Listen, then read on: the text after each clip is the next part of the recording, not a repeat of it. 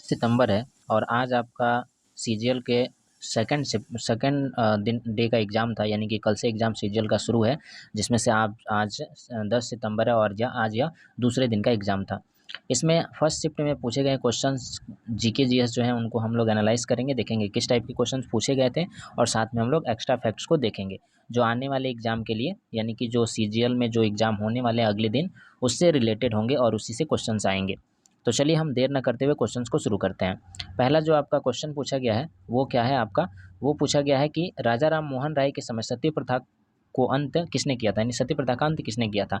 तो ध्यान रखिएगा, राजा राम मोहन राय जो थे जब यह बचपन में छोटे थे तब इनकी इनकी भाभी जो थी वो सती हुई थी, यानी कि जब इनके भैया की मृत्यु हुई थी तो इनकी भाभी को जिंदा जलाया गया था, सती हुई थी, जिससे इनको काफ़ी आहत हुए थे ये। और इन्होंने क्या किया था कि उसी समय शपथ लिया था कि ये क्या करेंगे, इस प्रथा को ख़त्म करेंगे। तो इन्हीं के सहयोग से लॉर्ड विलियम बेंटिंक के द्वारा, जब इनके द्वारा सहयोग किया गया और जोर दिया गया, तो लॉर्ड विलियम बेंटिंक के द्वारा इस प्रथा को ख़त्म किया गया। लॉर्ड विलियम बेंटिक जो थे वो भारत के गवर्नर जनरल थे और ये 1828 से लेकर आपका 1835 तक रहे। 1835 तक रहे थे, ठीक है। सती प्रथा का अंत 1829 में लॉर्ड विलियम बेंटिक के द्वारा किया गया था। विधवा पुनर्विवाह जो अधिनियम आया था वो 1856 में आया था और ये आपका ईश्वर चंद्र विद्यासागर के प्रयास से किया गया था, यानी विधवा पुनर्विवाह को शुरू किया गया था। शारदा एक्ट जो था ये बाल विवाह से संबंधित था। बाल विवाह, शारदा एक्ट लाकर बाल विवाह को बंद किया गया। चलिए आगे देखते हैं, अगला क्वेश्चन है। अगला क्वेश्चन है आपका, इसी का एक्स्ट्रा फैक्ट है कि राजा राम मोहन राय जो थे वो ब्रह्म समाज की स्थापना इन्होंने 1828 में किया था कोलकाता में, तथा आत्मीय सभा का गठन इन्होंने 1814-15 में किया था। संवाद कौमुदी और मिरत उल अखबार ये राजा राम मोहन के द्वारा चलाए गए प्रमुख अखबार थे। चलिए आगे देखते हैं अगला क्वेश्चन। अगला क्वेश्चन है कि प्रथम एशियाई कबड्डी चैंपियनशिप किस वर्ष में आयोजित की गई थी। तो ये 1980 में आयोजित किया गया था। ध्यान रखिएगा, कबड्डी को वर्ष 1982 में नई दिल्ली में आयोजित 9वें एशियाई खेलों में एक प्रदर्शन खेल के रूप में शामिल किया गया था, लेकिन फिर बाद में इसे एशियाई खेलों में कबड्डी को पूर्ण खेल के रूप में कब मान्यता दे दी गई, तो 1990 में मान्यता दे दी गई। साल 2014 में प्रो कबड्डी लीग की स्थापना हुई थी। चलिए आगे देखते हैं अगला क्वेश्चन। अगला क्वेश्चन है कि चंपारण सत्याग्रह किस वर्ष हुआ था। ये काफ़ी आसान क्वेश्चन है। तो चंपारण सत्याग्रह जो था यह एक तरह से कहें तो किसानों का विद्रोह था। इसमें क्या था कि 3 कठिया व्यवस्था थी, यानी कि जो तीन कट्ठा में जो आपका नील की खेती करनी होती थी, यानी कि जो ज़मींदार थे उनके द्वारा ज़बरदस्ती किसानों द्वारा नील की खेती करवाई जाती थी, जबकि नील की खेती करने पर क्या होता था, जो ज़मीन होता था वो बंजर हो जाया करता था। तो इसी के खिलाफ में राजकुमार शुक्ल ने गांधी जी से अनुरोध किया था, रिक्वेस्ट किया था, तब उन्होंने चंपारण वो आए और 19 अप्रैल 1917 को इस सत्याग्रह को शुरू किया गया था। लेकिन यह ध्यान रखिएगा, ये क्षेत्रीय सत्याग्रह था, पूरे देश लेवल पर नहीं था। चलिए आगे देखते हैं अगला क्वेश्चन। अगला क्वेश्चन है हमारा कि वर्ष 2019 में सीजीए, ध्यान रखिएगा सीएजी नहीं है बल्कि सीजीए कौन नियुक्त किए गए हैं, यानी कौन है। तो ये हैं श्री एसएस दुबे, जो मार्च 2023 में भारत के लेखा महानियंत्रक नियुक्त किए गए हैं और इस पद को संभालने वाले वे 28वें व्यक्ति हैं। चलिए आगे देखते हैं अगला क्वेश्चन। इसी में देखते हैं हम लोग, इसी का एक्स्ट्रा फैक्ट एक और है, क्या है कि भारत के नियंत्रक एवं महालेखा परीक्षक सीएजी यानी ये जो कैग हैं, ये कौन है अभी वर्तमान में, तो गिरीश चंद्र मुर्मू है। उन्होंने 8 अगस्त 1920 को पदभार संभाला था और ये 14वें सीएजी हैं, ठीक है। चलिए आगे देखते हैं अगला क्वेश्चन। अगला क्वेश्चन है कि अष्टक का नियम किसने दिया था। तो अष्टक का नियम न्यूलैंड्स ने दिया था, यह आवर्त सारणी से संबंधित है। तो अष्टक का नियम न्यूलैंड्स ने कब दिया था, तो 1865 में दिया था और यह कहाँ तक लागू होता था, यह सिर्फ कैल्शियम तक ही लागू होता था। शीतलन का नियम किसने दिया था, तो ये शीतलन का गुरुत्वाकर्षण का नियम किसने दिया था, और गति का नियम, शीतलन का नियम, गुरुत्वाकर्षण का नियम और गति का नियम, ये तीनों किसने दिया है, न्यूटन ने दिया है, ठीक है। चलिए आगे देखते हैं अगला क्वेश्चन। आगे है इसी में कि तैरने का जो नियम है यह किसके द्वारा दिया गया है, यह आर्किमिडीज के द्वारा दिया गया है। उत्प्लावन का भी नियम कहा जाता है इसे। चलिए अगला है कि इसमें है कि त्रिक का नियम किसने दिया है, तो ये डोबेन आयरन ने दिया है। ये भी आपका त्रिक का जो नियम था वो किससे था, ये आवर्त सारणी से था। चलिए आगे देखते हैं। आगे भारत में किस राज्य में सबसे लंबी रेलवे ट्रैक है, यानी कि ये शायद क्वेश्चन पूछा गया था कि भारत में सबसे लंबा रेलवे नेटवर्क किस राज्य में है, तो ये यूपी में है, ठीक है। साथ में सबसे लंबी रेल मार्ग वाली एक्सप्रेस अगर पूछा जाता है भारत में तो ये कौन सा हो जाएगा, तो ये विवेक एक्सप्रेस है जो डिब्रूगढ़ से कन्याकुमारी चलती है। ठीक है, चलिए आगे देखते हैं। आगे है भारत में रेलवे ट्रैक की कुल लंबाई कितनी है, तो ये 68,000 किलोमीटर है। साथ में एक मिनट, भारत में रेलवे की शुरुआत कब हुई थी, तो 1853 में डलहौजी के समय मुंबई से थाने के बीच में किया गया था, जो 34 किलोमीटर की दूरी आपका तय की गई थी। यानी कितना किलोमीटर चला गया था, तो पहली बार टेस्ट के तौर पे 34 किलोमीटर था। चलिए आगे देखते हैं कि कोंकण रेलवे की शुरुआत 1990 में हुई थी, परंतु कोंकण रेलवे का संचालन कब से शुरू हुआ, तो ये 1998 से हुआ।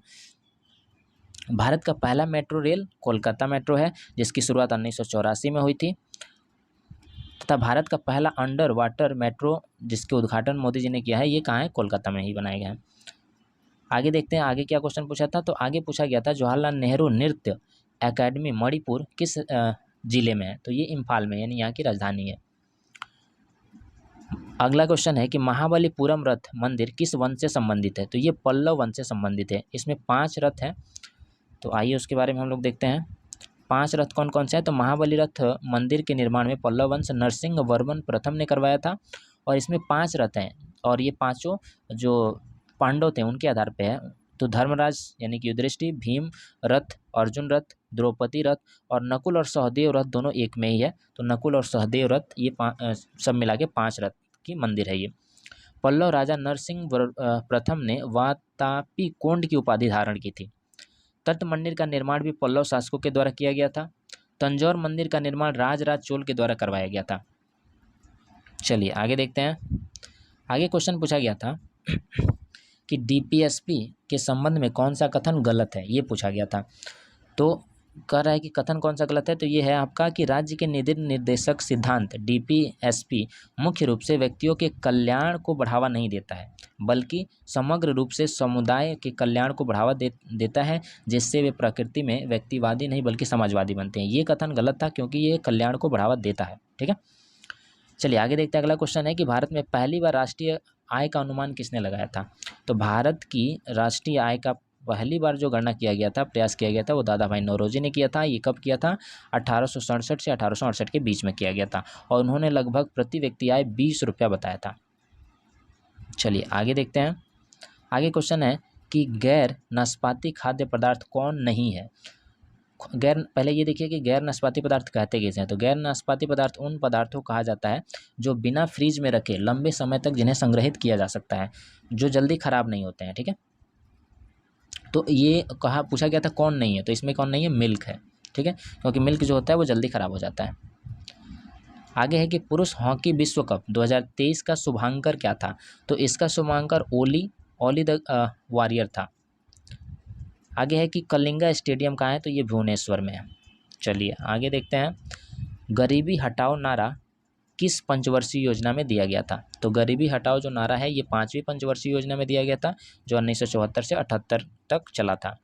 इसका मुख्य उद्देश्य था कि रोजगार में वृद्धि करना, गरीबी कम करना और आत्मनिर्भरता प्राप्त करना।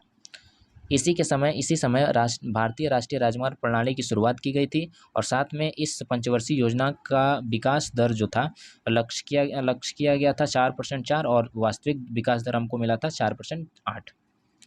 चलिए आगे देखते हैं।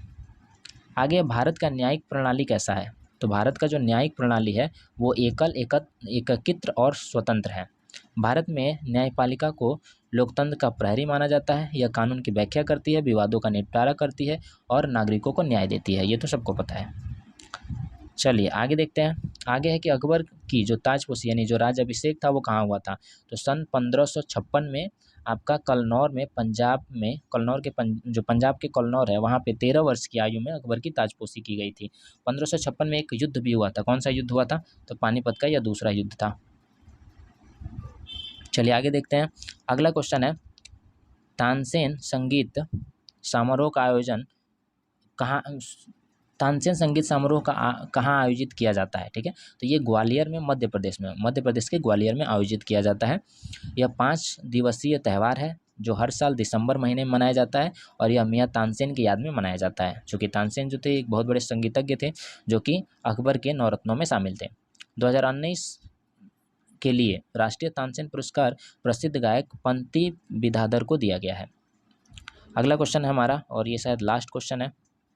क्वेश्चन है हमारा कि बंग विभूषण पुरस्कार किस राज्य सरकार द्वारा दिया जाता है। तो बंग से ही पता चल रहा है बंगाल, यानी कि पश्चिम बंगाल सरकार द्वारा। ये रहे आप आज के कुछ क्वेश्चंस, और साथ में आप क्या कर सकते हैं, कि इन क्वेश्चंस का अगर आपको PDF चाहिए तो आप हमारे टेलीग्राम ग्रुप को ज्वाइन कर सकते हैं, जिसका लिंक डिस्क्रिप्शन में आपको मिल जाएगा। तो चलिए फिर मिलते हैं हम लोग अगले वीडियो में। अभी थोड़ा बिजी हम चल रहे हैं, तो कल से आप लोगों का सभी शिफ्ट के क्वेश्चन का एनालाइज का वीडियो आपको मिलने लगेगा।